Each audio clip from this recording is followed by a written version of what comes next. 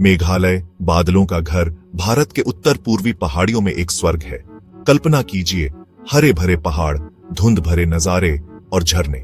यात्री शहर के शोर से दूर यहां शांति ढूंढते हैं, लेकिन सबसे खूबसूरत जगहें भी गहरे राज छुपा सकती हैं।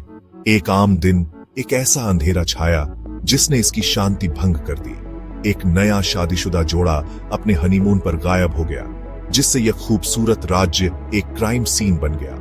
सोनम और राजा रघुवंशी का मामला पूरे देश में छा गया। यह एक डरावनी याद दिला रहा था कि अंधेरा कहीं भी छिप सकता है। यह खबर जंगल की आग की तरह फैल गई और भरोसे और धोखे पर सवाल खड़े कर दिए। मेघालय की शांत सुंदरता पर एक ऐसा अपराध हावी हो गया जो इसे सालों तक परेशान करता रहेगा। प्यार, झूठ और हनीमून की दुखद कहानी ने देश को जकड़ लिया। पहाड़ जो कभी शांति के गवाह थे, अब एक क्रूर हत्या के गवाह बन गए थे। बादलों का घर इस काले अध्याय से हमेशा के लिए दागदार हो गया। राजा रघुवंशी एक होनहार नौजवान शादी करने के लिए तैयार था। उसके परिवार को एक ऐसी पार्टनर चाहिए थी जो उसकी दयालुता को पूरा कर सके। सोनम अपनी स्ट्राइकिंग खूबसूरती के साथ एकदम सही मैच लग रही थी। उनकी शादी एक ग्रैंड सेलिब्रेशन थी जो एक ब्राइट फ्यूचर का वादा करती थी। उन्होंने मेघालय में एक रोमांटिक हनीमून प्लान किया था, एक दूसरे को जानने का समय। पर अंदर ही अंदर सोनम के अतीत का एक गहरा राज छिपा था। हनीमून अनफॉरगेटेबल होना था, पर उन वजहों से नहीं जिनकी राजा ने उम्मीद की थी। ये एक ऐसी यात्रा थी जिससे सिर्फ एक को वापस आना था। हनीमून की शुरुआत सोशल मीडिया पर सुखद पोस्ट्स और घर पर फोन कॉल्स से हुई, लेकिन जल्द ही बातचीत बंद हो गई और कपल पर सन्नाटा छा गया। परिवारों ने पहले खराब कनेक्टिविटी को दोष दिया, लेकिन कई दिनों की खामोशी ने डर पैदा कर दिया। तब दहशत फैल गई जब होटल ने कपल का सामान पीछे छूटा हुआ होने की सूचना दी। राजा ने रेंटल स्कूटी वापस नहीं की थी, जिससे इस बात की पुष्टि हो गई कि कुछ गलत था। रघुवंशी परिवार ने गुमशुदगी की रिपोर्ट दर्ज कराई और तलाश शुरू हो गई। एक लोकल ग्रामीण को लावारिस स्कूटी और तलाशी अभियान के बाद राजा का शव खाई में मिला।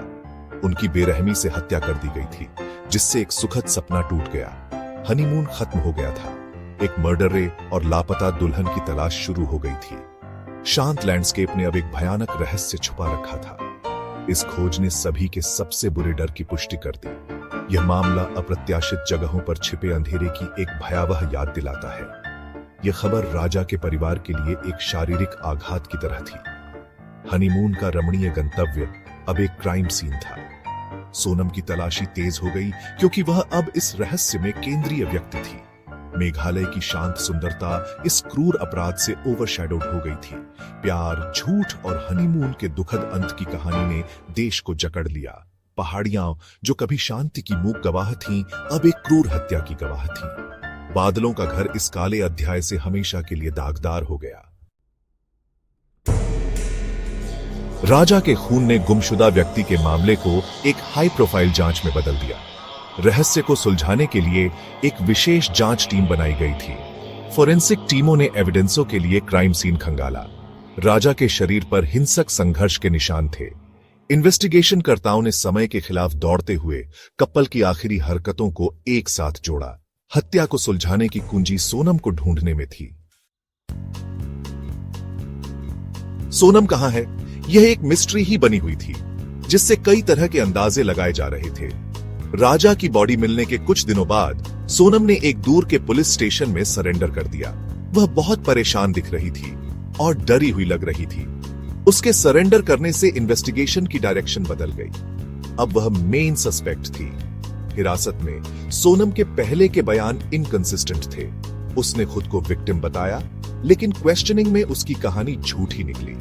इन्वेस्टिगेटर्स ने उसे सस्पिशियस कॉल्स और कैश विथड्रॉल्स के सबूत दिखाए। उसका सरेंडर एक सोची समझी चाल थी, पैनिक में उठाया गया कदम नहीं। अब मिसिंग पर्सन ढूंढने के बजाय एक कंस्पिरेसी को सुलझाने पर ध्यान दिया गया। जाल कस रहा था और सोनम का सच सामने आ रहा था। उसकी हिरासत इस केस में एक बहुत बड़ा मोड़ था। सोनम के पकड़े जाने के बाद इन्वेस्टिगेशन तेज हो गई। एक मिस्टीरियस फोन नंबर से राज कुशवाहा का पता चला, जो सोनम का सीक्रेट लवर था। परफेक्ट शादी एक झूठ थी। सोनम ने राज के साथ मिलकर साजिश रची थी। राज की गिरफ्तारी से एक लव ट्रायंगल और मर्डर का मोटिव सामने आया। यह क्राइम एक सोची समझी साजिश थी, कोई रैंडम हिंसा नहीं। पुलिस ने और भी लोगों को अरेस्ट किया और मर्डर की सीक्वेंस को जोड़ा। सोनम ने कथित तौर पर राजा को एक ट्रैप में फंसाया था, जिससे उसका मर्डर हुआ। इन गिरफ्तारियों से इन्वेस्टिगेशन सक्सेसफुल हुई। यह खून एक बहुत ही सोच समझकर की गई प्लानिंग का नतीजा था। सोनम और राज ने राजा से शादी को पैसे के लिए एक जरिया समझा। मेघालय में हनीमून ने उनकी प्लानिंग के लिए एक अच्छा बहाना दे दिया। सोनम ने राज के साथ एक सीक्रेट सिम कार्ड से बात की थी, ऐसा कहा गया है। उसने राजा को एक जाल में फंसाया, जहां राज और उसके साथियों ने उस पर हमला किया। क्राइम सीन को लूट जैसा दिखाने की कोशिश की गई थी। सोनम का सरेंडर करना अपनी कहानी को कंट्रोल करने की एक सोची समझी चाल थी। पूछताछ में राज और उसके साथियों ने अपना जुर्म कबूल कर लिया। उन्होंने साजिश और हत्या का पूरा ब्यौरा दिया, जिससे एविडेंसों की पुष्टि हुई। सोनम की सिचुएशन कॉम्प्लेक्स थी, उसके बयान उलझे हुए थे। प्रोसिक्यूशन ने उसे एक कोल्ड हार्टेड किलर बताया। डिफेंस ने तर्क दिया कि राज ने उसे मैनिपुलेट किया था। लीगल लड़ाई प्रोसिक्यूशन के नैरेटिव पर टिकी थी। चार्जशीट में सोनम को मुख्य आरोपी बताया गया। इस ट्रायल ने पब्लिक का ध्यान खींचा और इंसाफ स्टेक पर था। मर्डर की इस घटना ने दोनों परिवारों को बर्बाद कर दिया। रघुवंशी परिवार को बहुत दुख और विश्वासघात महसूस हुआ। उन्होंने सोनम और उसके साथियों के लिए कड़ी सजा की मांग की। सोनम के परिवार को शर्मिंदगी और अविश्वास का सामना करना पड़ा।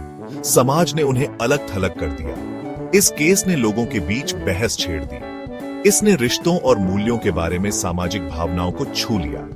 जनता बंट गई थी। कुछ लोग पुलिस की कहानी पर सवाल उठा रहे थे। यह मामला एक काला अध्याय बना हुआ है, जो गहरे सवाल खड़े करता है। मेघालय की उस धुंध भरी सड़क पर क्या हुआ था? आखिरी सच सिर्फ वही लोग जानते होंगे जो उस अपराध स्थल पर मौजूद थे। अगर आपको ये कहानी सोचने पर मजबूर करती है, तो वीडियो को लाइक करें, अपने दोस्तों के साथ शेयर करें और ऐसे ही और केस जानने के लिए चैनल को सब्सक्राइब करें।